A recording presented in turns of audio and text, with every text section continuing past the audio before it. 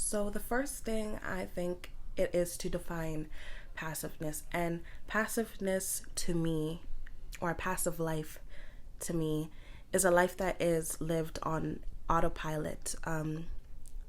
Usually, people who live a passive life, they just go with the flow, and not in the sense where they're receptive to energy. They just decided to give away their power in making certain decisions and really fortifying themselves and putting their best foot forward in their life. I also believe that with this, there is a spectrum in what makes someone's life fulfilling, and then vice versa. And with that spectrum, I realized that sometimes passiveness can actually be of a benefit. For example, you're in a lot of pain and you need to kind of just sit back and heal. You're going to be a little bit more passive. You're going to kind of let things kind of come and go as they please, because you're in a space where you need to heal, and you're not really concerned with doing the most at that time. And that can be a smart thing to do. But even then, you have to let in a room. You should be letting in room to enrich your life, no matter what situation you are in. But we live in a world where a lot of people, they tend to do the excess of things to compensate for passiveness. So for example, eating too much junk food, eating too much fruit, working out too much. What else is something that people do too much of? People pleasing. And in actuality, they're trying to compensate for something because they understand that there is a lack of something, either on an emotional level, a spiritual level, a mental level. And that's for them to figure out. But the problem is that not a lot of people realize that they're actually doing this. And with not realizing that, you've kind of copped out on a very rich and fulfilling life by being too passive. I remember being in middle school, and I had this teacher. He was highly intellectual. He told us one day that when you are waiting around for that day that you are excited for, make sure that the days leading up to it are filled with just as much excitement and attention. And I was automatically drawn to that statement because I realized in that moment that I often become very, very passive when I have my eyes set on a specific date or an event or etc. So, for example, let's say that day is Christmas and it's just right around the corner. So you kind of know that you want to block out everything and let that be your focus. And you kind of develop tunnel vision to that day. You can't really remember the days leading up to those days. And that's why I love the concept of, I think it's like the 12 days of Christmas, because I think the whole idea of that is making sure that every day in that holiday is spent with has as much attention as Christmas. It has as much intention. And when you create something a little special for yourself leading up for that day, you've given yourself room to have excitement. And I feel like we can use that concept in our life. You know what I mean? So another example, let's say it's New Year's, and a lot of what do people do? They have tunnel vision till New Year's and then decide that day is the day that they're going to switch their life around, when in actuality doing that actually doesn't really there's actually statistics out there to show us that people actually go back on their word, and people actually go back and don't actually fulfill the things that they said that they're going to fulfill. So I heard from a lady, I don't remember her name, but what she said is that actually set those intentions, set those things that you want to improve either like a month before, and let that lead up, and let yourself have already started making those changes in your life. And I feel like that is such a proactive thing to do, which is to me the opposite of passiveness. So, like I said, I often realize that I would become passive in my life. And I think a lot of people can relate to that when we have goals, we have aspirations, but we don't be proactive about them. We kind of just either put them on the back burner, create excuses for ourselves, and excuses are so passive. They are not proactive. They are very passive things to do, because what they do is they allow you to be complacent. They allow you to keep on going about something the same way that you used to. And we know that insanity is doing the same thing over and over again, hoping that you get a different result. And I can honestly say that passiveness can lead to insanity for certain people. I know that it's sort of did that for me. So I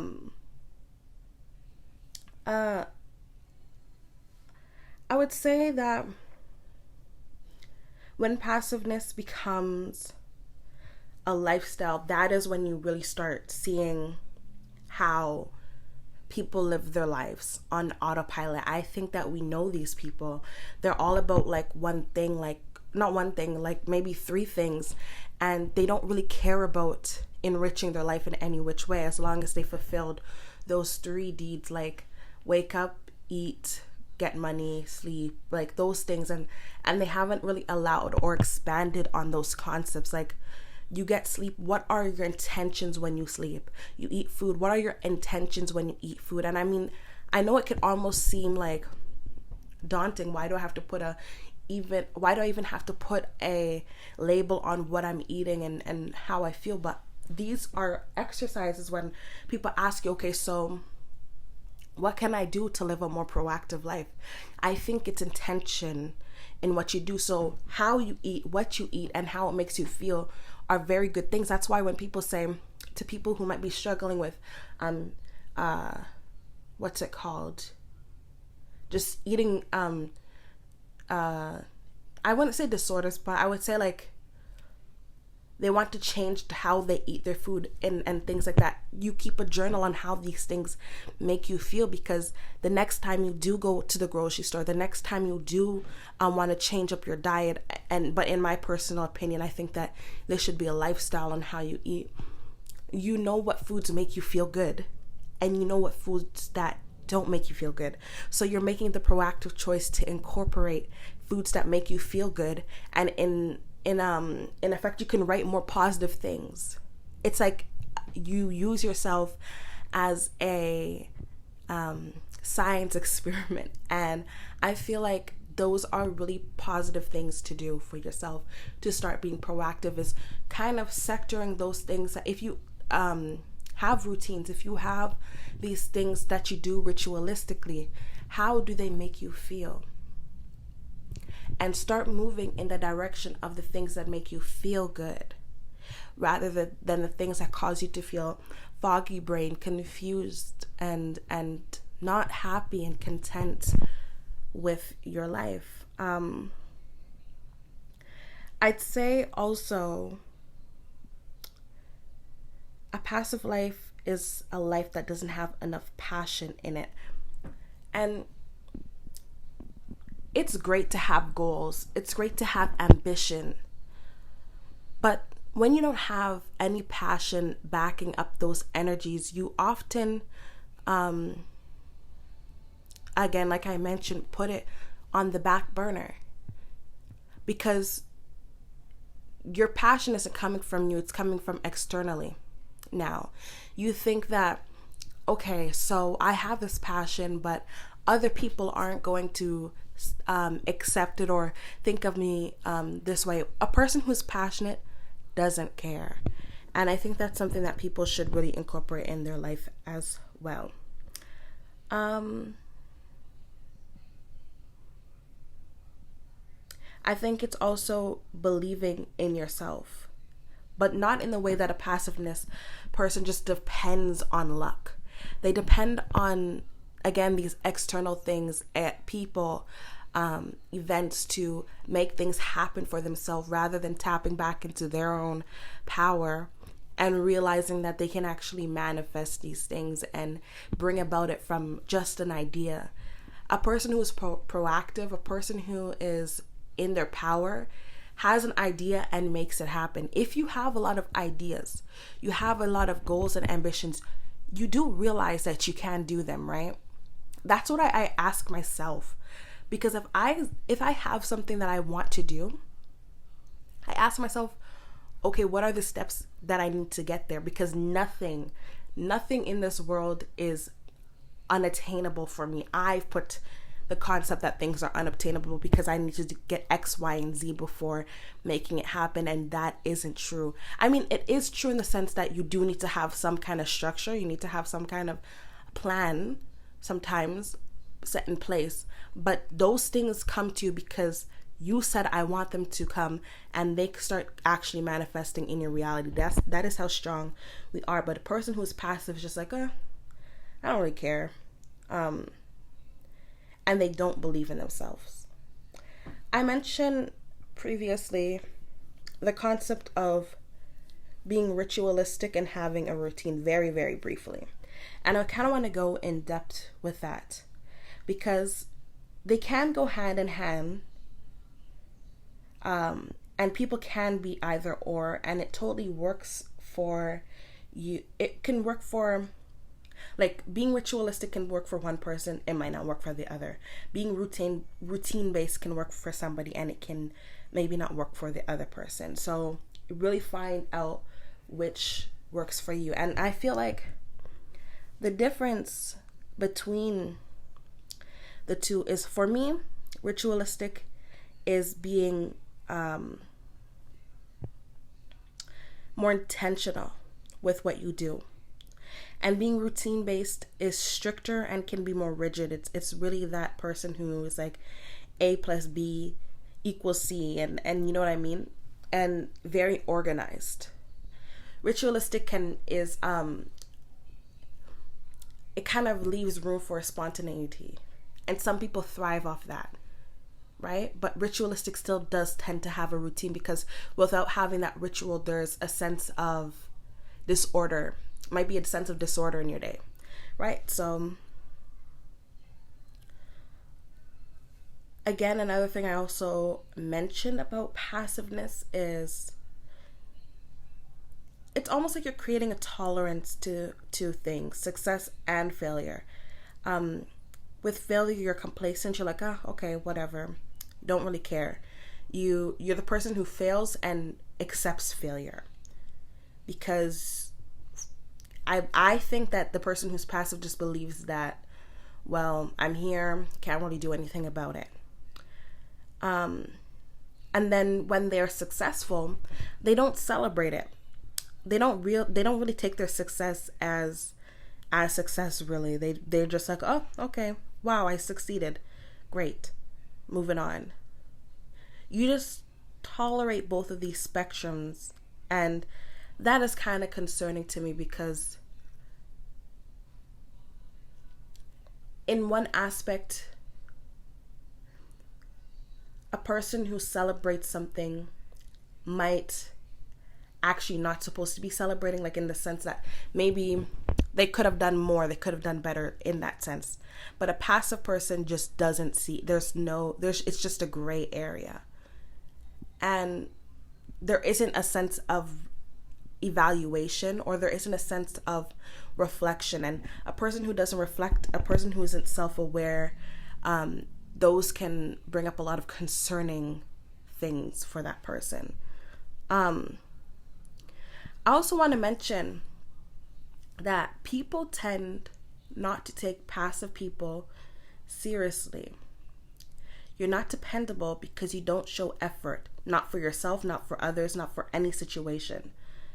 And this can bleed out into your friendships and relationships. You will notice people slipping away or walking all over you. If you don't take the time to get to know your dreams, what makes you unique, what makes you feel empowered, you risk other people doing it for you. And that was something I kind of just thought up on my own, because I realized that a lot of people cop out for the passive life based on other people's opinions of them. A lot of people cop out on a beautiful life because they want to make someone else proud and not themselves. A lot of people cop out on a beautiful life because they don't step into their power. And to me, that's missing the shot. That's missing the target for your life. Someone who is in tune and empowered does not care what other people think about the direction that they're going in. They just keep on climbing that mountain, and they have their eyes set on a vision. That's what separates a lot of the greatest people in the world with passive people. And I know for myself, I can't be a passive person.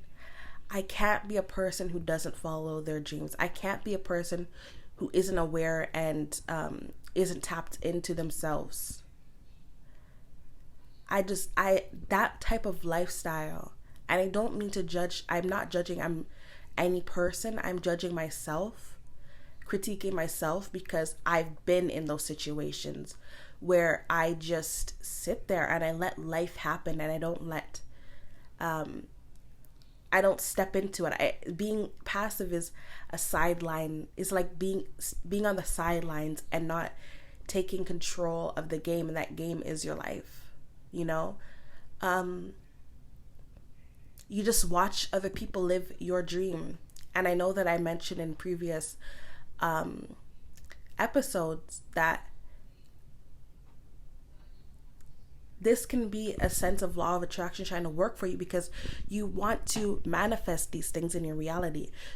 And when you don't go after those things, that creates feelings of envy and jealousy, can create those feelings, and then those feelings take up space in your life, and then you are needing to work through more things to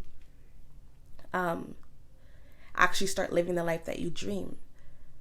So you need to get out of that passive energy and step into proactive energy. I want you to reflect on yourself and see how not taking charge has affected it. Look in your relationships. If you are in a relationship, and you are the masculine energy, and you don't take charge in certain aspects in a relationship, and you don't listen to the feminine energy, and you don't nurture the feminine energy, see how how the relationship the foundation of it starts to shake. The feminine energy no longer feels safe, because if you can't take charge, she has to take charge, or he has to take charge, or they have to take charge and risk the being vulnerable in a way that isn't proactive, having to worry, having to take care of the masculine energy, and when the masculine energy should be catering to the feminine energy in this situation. This is something that is very common in relationship breakdowns, friendship as well, platonic as well. Right? So, like I said, reflect. See how it actually has affected you. So instead of hitting snooze in your life every time you are met with an obstacle, a challenge, or a time to grow and step up in your situation, don't shy away from the opportunity. Seek out ways that you can grow. Seek out ways that you can improve your situation and improve your life in totality, actually. Achieve that goal and tap in. Enjoy the passage of time, but do not become passive to the passing of time, because you will look back and start to realize, what the hell did I do? And the best way to have indicators of this is look at your memories. not on Snapchat. Well, you can't go there as well, but in general, can you go back years down the road and say, wow, I had this experience. Wow, I really did accomplish that. Wow, I took that risk. Can you say that truly and honestly in your life? And if you can't, maybe right now is the time to start doing it, because 10 years will pass, and if you're doing the same, and if you're in the same spot, like I said, doing the same thing over and over and getting the same results equals insanity, you're going to run mad. You're going to go crazy, because you're like, why did I not take that risk? Why didn't I start that business or start going after my dreams earlier? Because I know 10 years I would have been here. I would have had it achieved. I just know it in my soul. And a lot of people live their life like that, and they keep doing it over and over and over again until they're in their deathbed and they're telling people the things that they should have done. To me, that is sad, none the least, but take it from somebody, from a lot of the people who have lived passive lives, who did live a life that lacked luster. They exist. They tell their stories all the time, and they tell people to take risks. I've heard it in nursing homes. I've heard it in people who are elders and things like that. And they say it all the time. It's almost like a warning sign for every person living in their right now, and they're young, and they have the time to do the things that and the dreams that they have. So what is holding you back? What is stopping you from being more proactive in your life?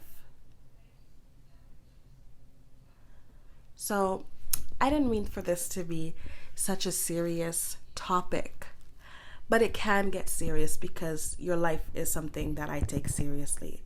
The people that take the time to watch to listen to my podcast and really just take the time to learn something, who are seeking out these things. This is a serious thing for me, because at the end of the day, I want you to go after the things that make you happy and make you feel fulfilled and satisfied, because that is your birthright, right? And when I hear these stories of people and they get readings from me and they ask for advice, they're in a very, very dark place because of passiveness. And that's why throughout this recording, I have such a feeling of distaste to it, because it plagues the people in my life. It plagues my family, plagues my friends, people that I meet, read for. And it's probably one of the number one blockages when it comes to people following their dreams. So of course I take this approach, because it is something kind of serious. Because nobody should be in the position they're on their deathbed and they said, I didn't live a life that I'm proud about. That is what life is for. It is literally to have these experiences, to get the things that you want. You deserve it, and these are things that God, source, spirit, your higher self, your ancestors want for you. They work for you 24/7 all year, giving you signs and synchronicities and nudges and angel numbers, all those things to tell you we're here and we're working to get you the things that you want. So look up. So look up and start realizing that there's doors that lead to opportunities all around you. But passiveness is what makes you feel afraid to actually step through them. Proactiveness is you turning the doorknob, opening it, and walking through and taking that leap of faith for yourself. And that's why I talk so passionately about living proactive lives. versus living a passive life. Because everything that you want is outside of your comfort zone. And your comfort zone is passiveness. So with that being said, I'm your host, Athena Smith, founder of the Classier podcast, and this was episode 3. I'm so happy and so grateful for my friends and family who have been supporting me and saying such encouraging words. I'm writing down so many topics to talk about, and I'm really excited to share them all with you. So I hope that you have a wonderful day. I hope that this podcast has brought you some knowledge, some wisdom, and my podcast. So this is to raising our consciousness and living a beautiful life.